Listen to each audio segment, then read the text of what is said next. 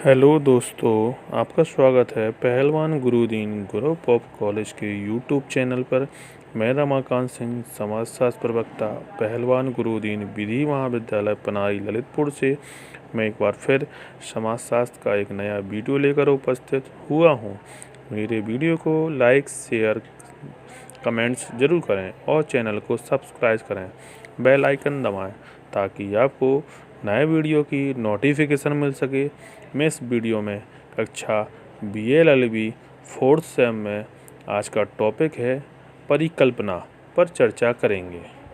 परिकल्पना किसी घटना की व्याख्या करने वाला कोई सुझाव या अलग अलग प्रतीत होने वाली बहुत सी घटनाओं से आपसी संबंध की व्याख्या करने वाला कोई तर्कपूर्ण सुझाव परिकल्पना कहलाता है।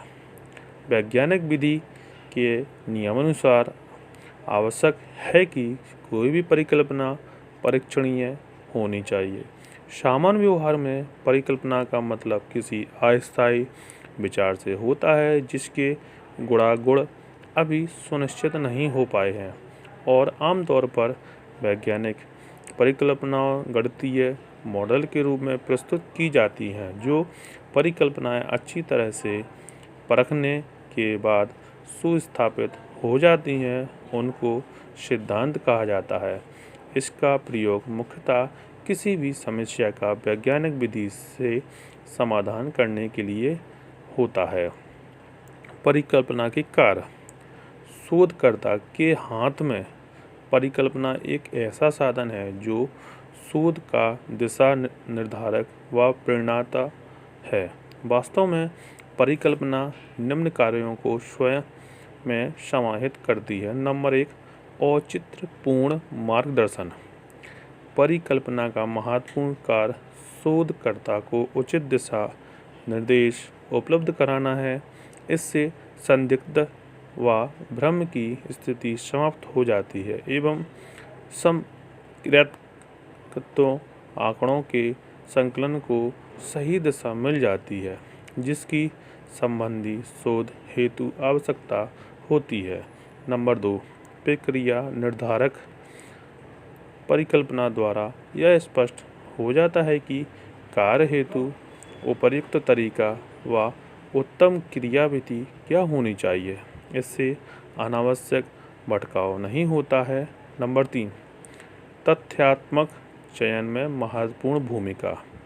इससे समस्या संबंधी तथ्यों का चयन सरल हो जाता है क्योंकि समस्या का दायरा तय हो जाने से तथ्य संबंधी आंकड़ों का संग्रहण निश्चित हो जाता है।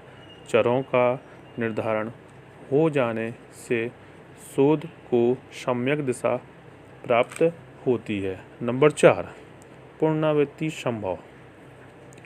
शोध निष्कर्षों का मूल्यांकन विश्वसनीयता व वैधता की कसौटी पर कसा जाता है। यह विश्वसनीयता व वैधता बार बार मूल्यांकनोपरांत सुनिश्चित होता है। अतः शोध कार्य में पुनरावृत्ति संभव है जो कि परिकल्पना के अभाव में संभव नहीं है। नंबर 5, सार निकालने में सहायक। परिकल्पनाओं की स्थिति के विश्लेषणोपरांत उसकी स्वीकृति या अस्वीकृति तय होती है। जो समस्या के चयन, परिकल्पना, उद्देश्य निर्धारण, उपकरण चयन, सम्यक संग्रहण व विश्लेषण की वैज्ञानिक प्रक्रिया से गुजरती है। इस प्रकार प्राप्त तथ्यात्मक परिणाम के विवेचन से शोध सार प्राप्त करते हैं जो परिकल्पना अभाव में संभव है। परिकल्पना का महत्व। नंबर 1, ज्ञान को अद्यतन करने का महत्वपूर्ण उपकरण।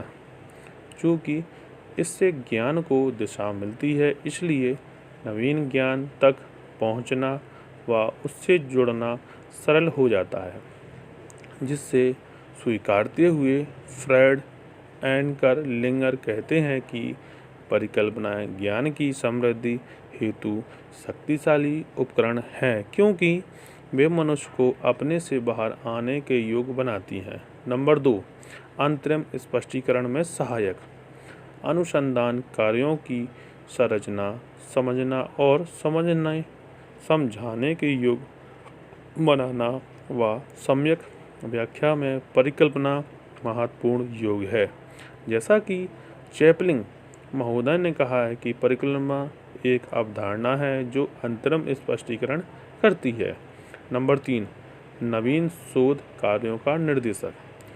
परिकल्पना जहाँ पूर्ण, कल्पित एवं विचारपूर्ण तत्व होता है, वही भविष्य के शोध हेतु निर्देशन कार्य भी करता है। C.V. गुड तथा D.E. स्केट्स के शब्दों से स्पष्ट है कि परिकल्पना एक सुनिश्चित अनुमान या निष्कर्ष होता है जिसे अवलोकित तथ्यों तथा दिशाओं को स्पष्ट करने के लिए अन्वेषण को निर्देशित करने के लिए बनाया जाता है। नंबर 4, प्रायोगिक परिकल्पना के सत्यापन में सहायक।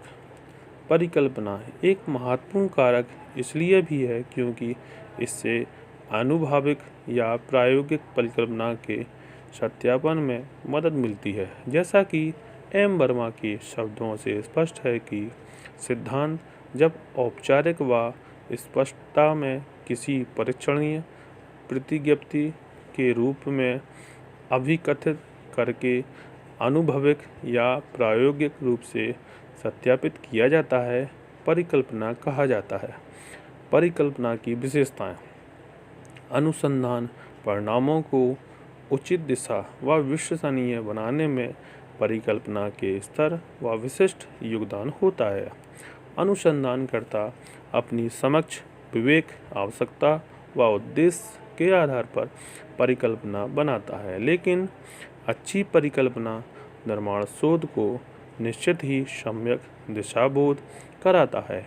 एक परिकल्पना में निम्न गुणों का समावेशन देखने को मिलता है। नंबर 1, उपर्युक्त हल। एक अच्छी परिकल्पना शोध समस्या को उपर्युक्त हल सुझाती है। एक समस्या के निदान हेतु विभिन्न उपकल्पनाओं हो सकती हैं, पर समस्या की विभिन्न विधाओं के अध्ययनोपरांत उपर्युक्त हल सुझाने वाली परिकल्पना का चयन करना ही उत्तम होगा। नंबर 2, स्पष्टता। समस्या में प्रयुक्त चरों के बीच संबंधों को स्पष्ट करने में परिकल्पना को समक्ष होना चाहिए। बोधगम्य परिकल्पना के होने पर शोध को उपर्युक्त गरिमा स्तर प्राप्त होगा। नंबर 3, सरलता। परिकल्पना की सरलता प्रयोग को सरल बना देती है। इससे उसकी वैधता सरल, मापनीय बन जाती है। भ्रम का अंदेशा नहीं रहता है, इसलिए सुगम, बोधगम्य, स्पष्ट परिकल्पना अपने आप में विशिष्ट होती है। नंबर 4, सत्यापनीय, परीक्षणीय होना परिकल्पना की महत्वपूर्ण विशेषता है। परिकल्पना के रूप में मापनीय कथन का प्रयोग होने से आनुभविक परीक्षण भी संभव हो सकता है। बस आज का व्याख्यान यहीं समाप्त किया जाता है। धन्यवाद।